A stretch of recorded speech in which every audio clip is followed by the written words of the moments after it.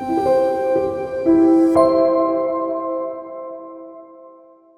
my name is Manuel Roholz. That's a German name. I am currently working at Trinity Evangelical Divinity School as an associate professor of cultural anthropology and intercultural studies. My profession, what I basically do is I try to work with the tools we have from cultural anthropology, the discipline that tries to understand humans in their lived world, in their lived universe, studies them, lives with them, learns their language, everything from their economy, their economics, their kinship systems, their religion, and coming from that perspective and the tools we have developed in that science, and to bring that together with theology.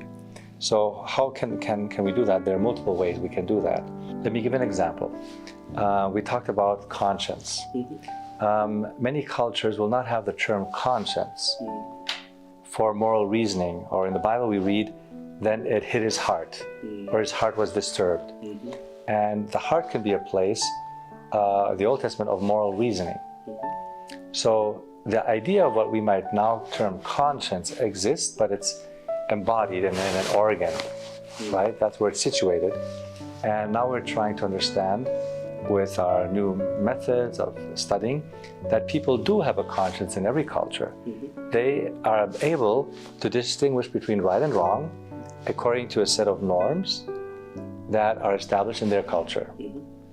So we gave that example in Korea, Japan, China. You do not look to an adult if they're talking to you or talking down to you or scolding you.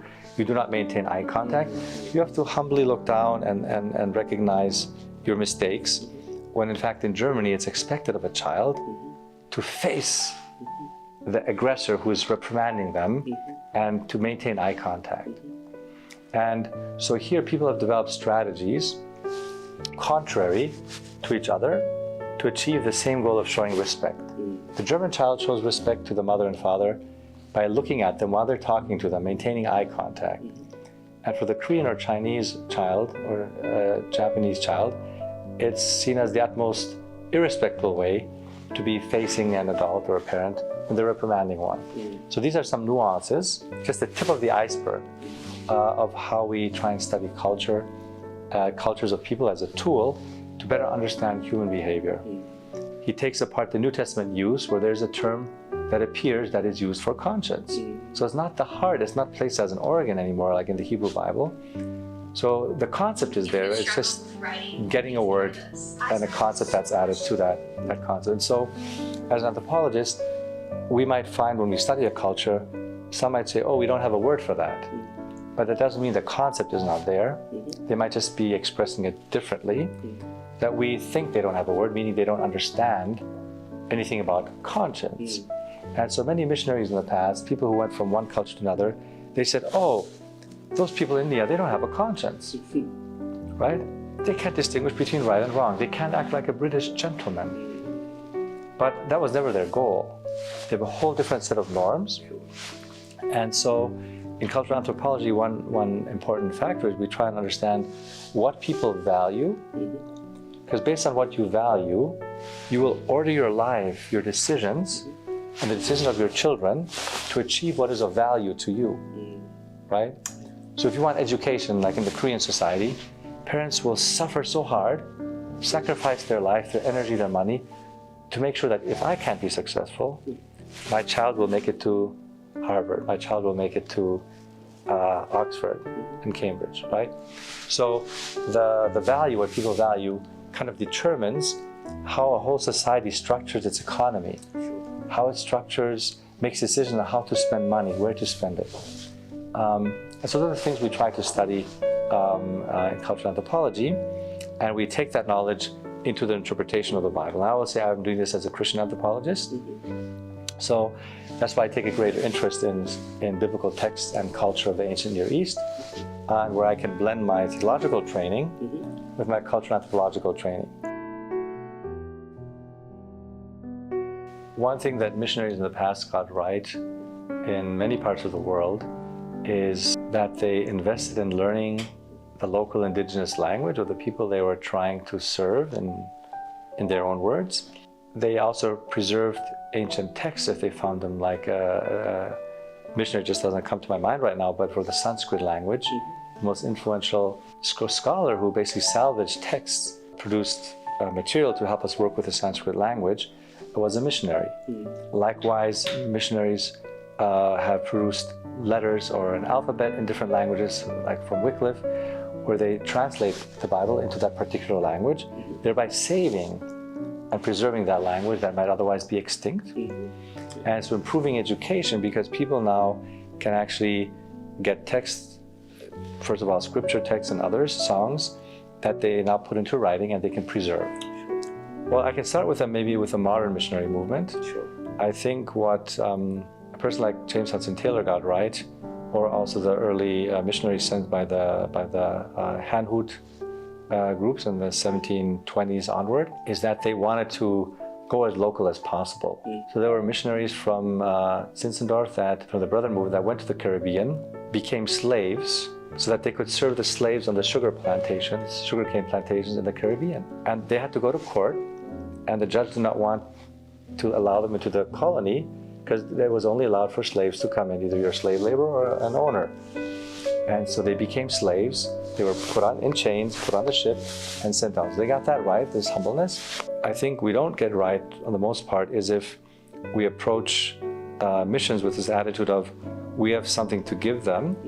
I'm coming as a teacher, and if they only do things the way I do in my country, Korea being successful, the US being successful, they'll be successful too. So we try to impose, because we only see what is valuable in our society, what we don't see in their society, but that is valuable to us, that we see them lacking of. And then we want to kind of compensate that, rather than asking them, what can we give you? Like, what do you see here, and that I as a Korean or as a German or as an American can offer? What skills, what expertise would you like to have that can help you? So what Hudson Taylor did right is he said, the decision should not be made in some church organization or mission organization in my home country, in England, but the people who are in China need to make the decisions on the ground as to what might be the right decisions in theological questions, cultural questions, behaviors, or issues that come up. And not to wait for someone in Europe to call the shots and make the decisions that does not even know what's happening on the ground in the culture. They lack that understanding, right? But still in many organizations, many churches, that is the biggest challenge. That whoever has the money wants to control, that there's often lack of understanding or actually lack of listening. If I may say this, listening and seeing and asking questions, asking the counterpart, well, how can I serve you? If we look at Jesus, the way he approached people, he would often ask the question, what can I do for you? And we come thinking we know what the other person needs based on what we value and we think they need, but they may not even want. Give a simple example. They've been working in another country for some years, and they could not speak the language of that country, and they could speak some English. So their church in Korea thought, I got to know them, I could not communicate with them. But the church in the receiving country did not say much because they were grateful for the money that they brought, the prayer support, and other means. They had a partner who they could work with. He's preaching as a missionary, sent by his church, preaching every Sunday, but nobody understands what he's saying. And then he went through a training program with his wife to learn more English, and the sending denomination or church pulled the funding. They said because he didn't pass his basic English tests. And so he should have taken another 3 months to continue. That was too much. Why are we wasting money? They thought he speaks English already, but he never passed the Cambridge certificate of proficiency that would technically be needed to demonstrate enough English capacity to function as a person. So I felt very burdened for this man and his family because they went through so much sacrifice. But then they're guided by an elder group in their home church country that do not even understand what they're actually doing, right? So that is very burdensome to me because they're suffering on both sides. Finally, I'll take another example of a Korean missionary I met as a boy who came to Micronesia. I don't know much. I just know that he came on one ship, and 3 months later, when the next ship came, he came back. And the problem was, he did not understand in his training the difference between form and meaning. Something we talked about what triggers our conscience, our sense of morality. For example, he thought that the congregation he was serving and the churches were not showing proper reverence to God because when they prayed, they did not kneel. In Korea, he was used to kneeling when you pray. They came together for morning devotion every morning at 6, and they did not kneel for prayer, but they sat. Mothers nursing their children and everything. And so he would not listen. He was unable to listen to the elders there that said, please don't push it. Because he kept on hammering them for being not respectful to God, being dishonoring to God, because their bodily posture is a reflection of their inner attitude. But they said, no, it's not. I cannot expect a mother who is pregnant or a woman to bend over and kneel and expose her bottom to the rest of the people in the church, right? And so then they just asked him, could you then please leave, right? And so there are these kind of mistakes that happen again and again. And so the biggest critique would be a form of neo-colonialism in a way, right? A religious colonialism where we expect people to believe the way we believe, and their health standards, their medical standards, everything is not always up to our standard. So there's a tendency to look down on people. And so if I look at the way Christ came into this world, he came very humble. I say, you can leave my class, the one thing you need to learn is you need to understand what you think with. You need to begin a self-reflective journey and always be self-examining yourself. Why do I want, when I think baptism, why do I think full immersion? Is it really necessary? I saw recently at a baptismal service, a disabled person being baptized, and they had trouble, of course, going underwater. But it's a full immersion baptism, and so the person baptizing was pushing and the person was resisting, and then they gave like a very aggressive shove down, and it still didn't cover the whole face because like here was still dry, and then they gave another push and the person's like panicking, right? Why is it so important to have a full immersion for a person who has difficulties going underwater? Be more sensitive to the people we're talking to. So I was very intrigued to find a German theologian who was sent to Micronesia in 1912 to supervise missionaries, who actually wrote and said, we should know that these people are created in God's image, just like we are. And they love, they fight, they cry, they mourn. So let us, when we deal with them, that was his first assignment when he came. And he was not an anthropologist, which surprised me. Before some of Malinowski's work were published, he was a, kind of considered one of the fathers of modern cultural anthropology and qualitative research, participant observation. He told them, observe the people and look at how they love. Look at how they interact with each other. Even look at the good practices in their religion. And don't just throw everything overboard, but capitalize on that and strengthen what they already do well and value that. So that's what really surprised me, and I think going with that attitude, it can be very helpful. So I think we need to start with our understanding of ecclesiology, like what is the church? So in America, I find, I'm not sure if this applies to Korea as much, but in America, a church is thought of often as just my home church. So the idea of a united global church it's there, but it takes a back seat. So when we think of our church doing missions, it's my church doing it. There's a tendency not to work with an organization, so we'll do it church to church. The downside of that is most money goes into short-term missions. There's no real effect, not much happening. It's a lot of money is being spent, but the long-term effect on people's lives is not that visible. And so to make it, to broaden our ecclesiological horizon and understand, no, we are one body, one group of people, regardless if you're a Baptist or a Presbyterian. And when we send people, it's not about increasing my denomination, which is sadly often the case, but it's about building the kingdom of God, not my kingdom. And that's where there's often, I think, a disconnect.